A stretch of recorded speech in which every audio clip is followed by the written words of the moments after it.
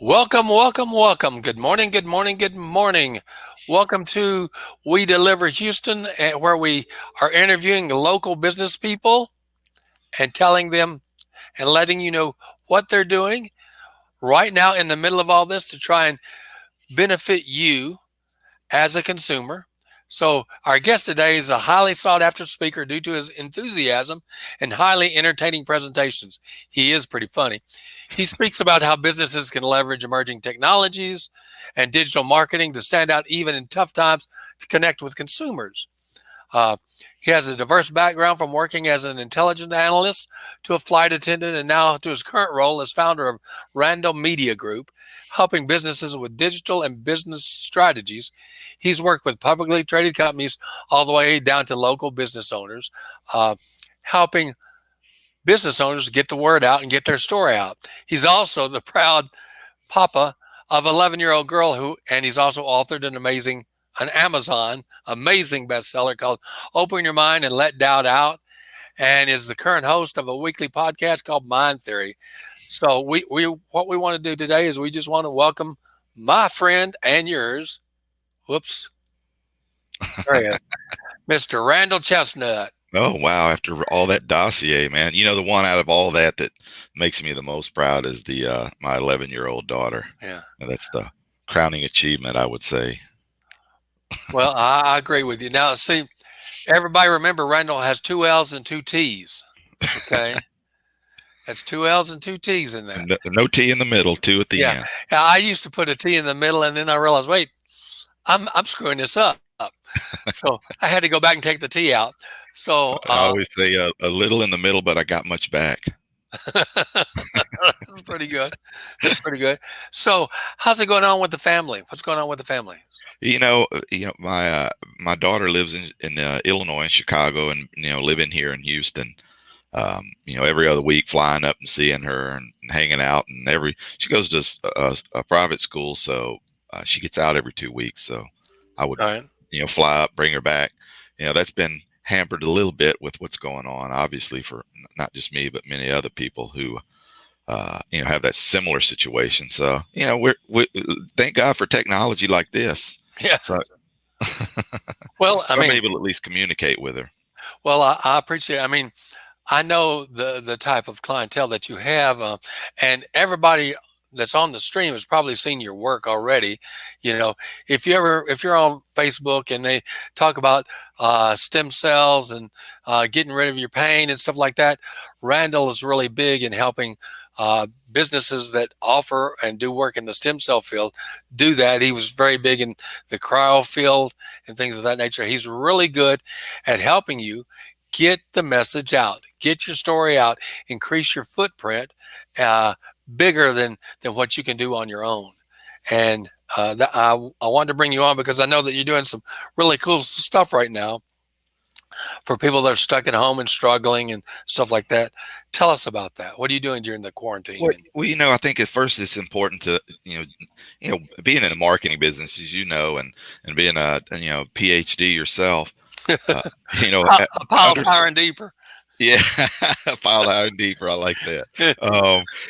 Understanding how the brain works first, as it makes decisions, it decides two things, or, survival, and it's how it's going to survive and how it's going to thrive.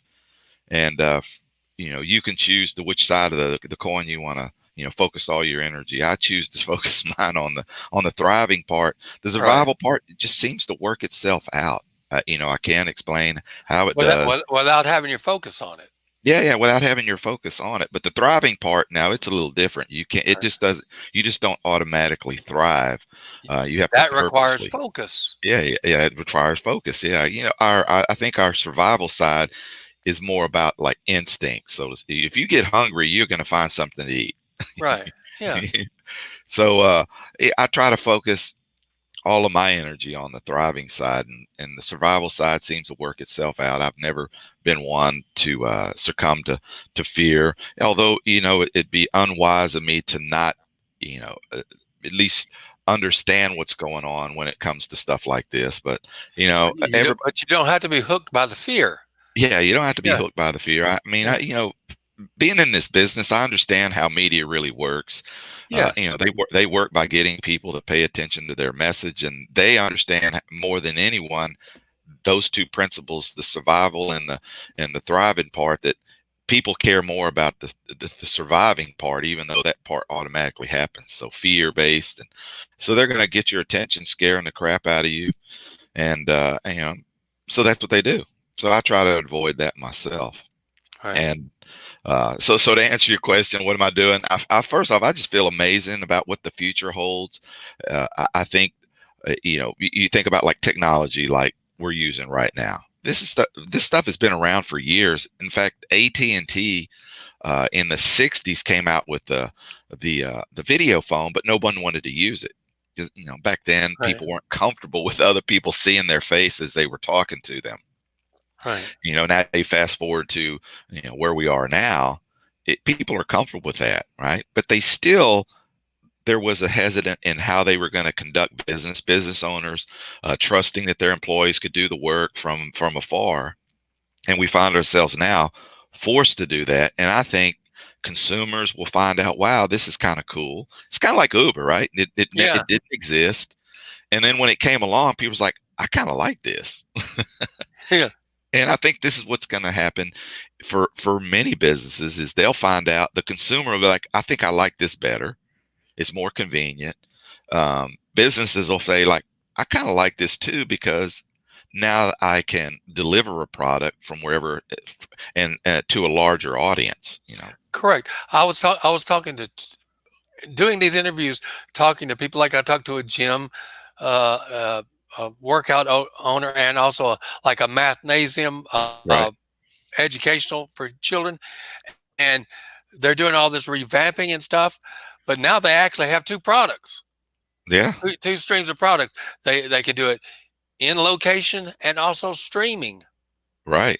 So you have, for example, like the math tutors, those people, they've got it all set up with their people right now to do in home tutoring and things of that nature. So when this stops, they'll still have the in home tutoring available through the video, and also people who like to come and drop their kids off.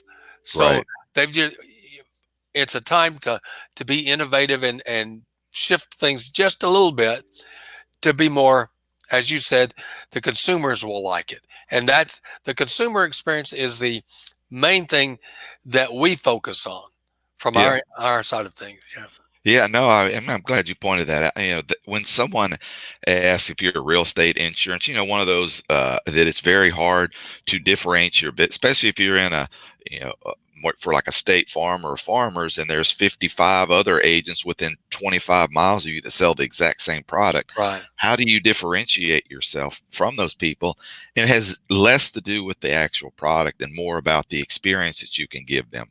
It's kind of like Starbucks. When Starbucks looked at breaking out, they weren't trying to have a different bean. Everybody had the Arabica bean. You could get it at every gas station across the country. They more looked at the experience, and they even changed the name of small, medium, or large to tall, grande, and venti, which means the same thing. Yeah. It's large. Yeah. Haagen Dazs is Yeah, another example. exactly. Yeah, It's a made up word.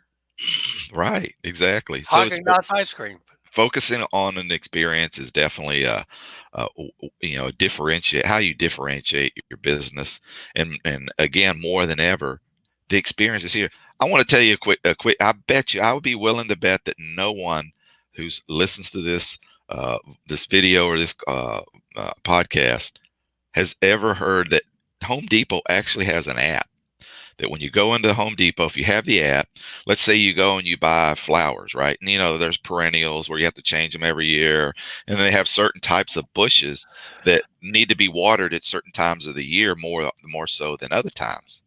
If you use that app, Home Depot knows you bought that, and when they know that you bought that specific tree or flower, they can send you alerts and said, hey, due to the weather in your area, you might want to cover the flowers. You might want to water the flowers a little bit more than normal. No Cool. one uses it. First off, Home Depot never told anybody. So it never gets used. Right, it never gets used. I mean, it. It does so many. It actually, you can have in your hand, I need this specific item. You could type it in. It will tell you where in the store, what shelf, exactly where that item is, where you never have to talk to anyone and say, "Hey, where's your epoxy glue at?" Yeah. But Home Depot did a crappy job at telling people because they tried once before and consumers just didn't adopt it. But I think they'll be more apt to adopt They it. would take it now because they're all, I mean 60% of their consumers are on their phones nowadays. Back then they weren't, you know, Right. and now it's over 60% since everybody's at home. Right. So everybody's on their phone all the time. I mean, uh, one of the things that we do is we try to set up somebody who where the set up their website so that instead of people wanting to chat with them, which is normally customer service oriented questions, we get them where they actually call them and they hook up on them within 14 seconds. So you're actually talking to some people, which and that's way more sales oriented calls than Right. customer service oriented calls. So, Yeah, I agree. like you said, making the consumers experience a lot more enjoyable, a lot easier, a lot smoother. Because if they come to your website, they got a bunch of questions. If Yeah. they can get a hold of you like that, you know, it starts that relationship where they appreciate you, know you, like you, trust you, and you move them forward from there and solve their problem. Right. Exactly. So, what are you doing now? What are you offering to folks during this Well, weirdness? yeah, yeah, that's good. I like that your choice of words there, weirdness. Um, for most people, first off, getting them to get away from like I'm going to lose my business, all the fear that can go. Then there's four types of actions. There's inaction, which you do nothing for your business, and we already know what's going to happen when you have the inaction in your business. Then you have the distraction that you watch TV, you just start maybe playing video games and you're not paying Right. attention. Most people live in this one, Get which is wrapped up in Facebook or something yeah. like that. Most people operate in the reaction phase where they just wait for things to happen, right? And that's where most people live and throughout their whole life, most likely.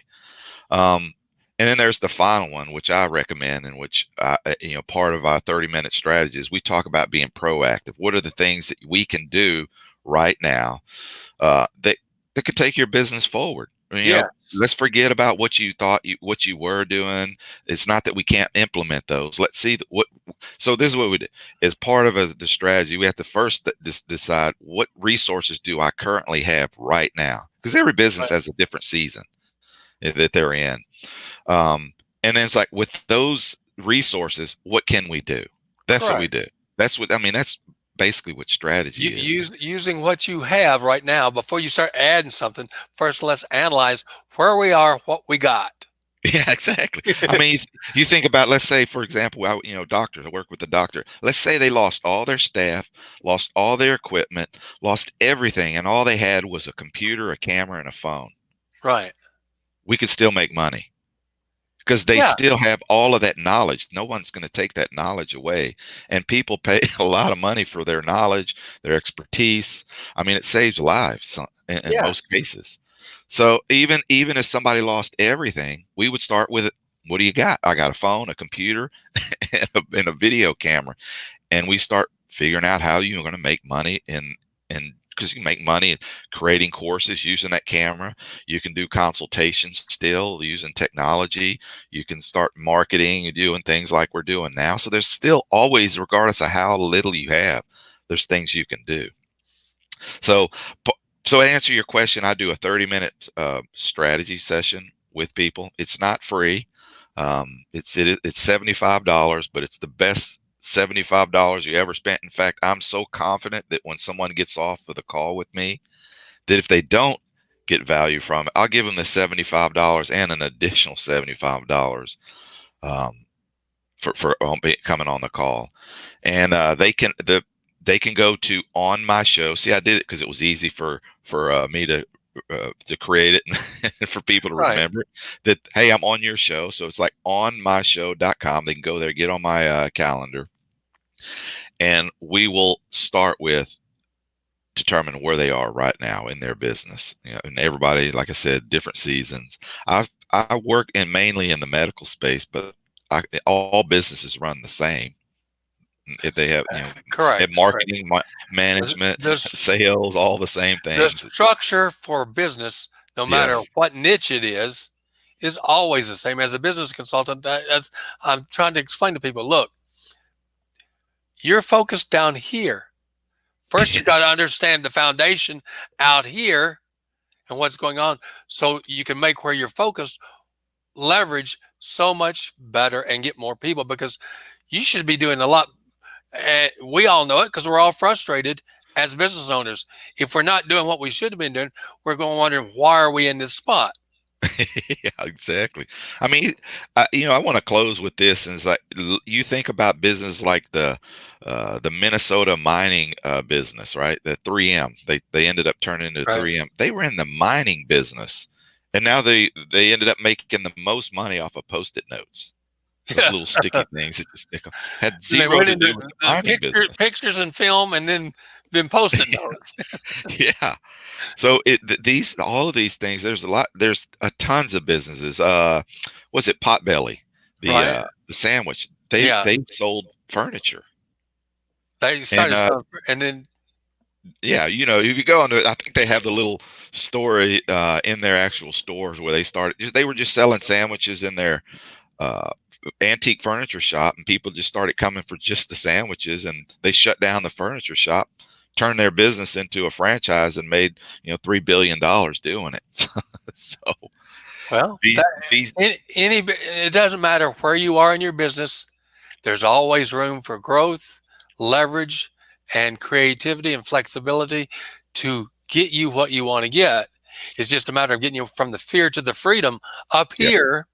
Because when you move from the fear to the freedom up here, all those sort of ideas and ways to leverage your own business and your own knowledge come. And that's the beauty of it. And that's why working with people like Randall and myself and people like that are so valuable. So, Randall, I want to thank you for coming on today so very much. I appreciate it. thanks for Uh, having me. I'm going to get this out there as many places as I can. I'll send you a link. You can get it out wherever you need to get it out to, because we want people to know what you're doing, that you're still there, and that, yes, you really do care. You really do want to help. Yes. Yeah. Well, thanks for having me, Dr. Houston. I always Uh, enjoy chatting with you too. well, I appreciate it. Well, everybody, until the next time, we're doing one today at 4 o'clock with a real estate investor. No, I mean a real estate agent. We'll talk to you then. I'm going to end the broadcast, and we say thank you for joining us on We Deliver Houston.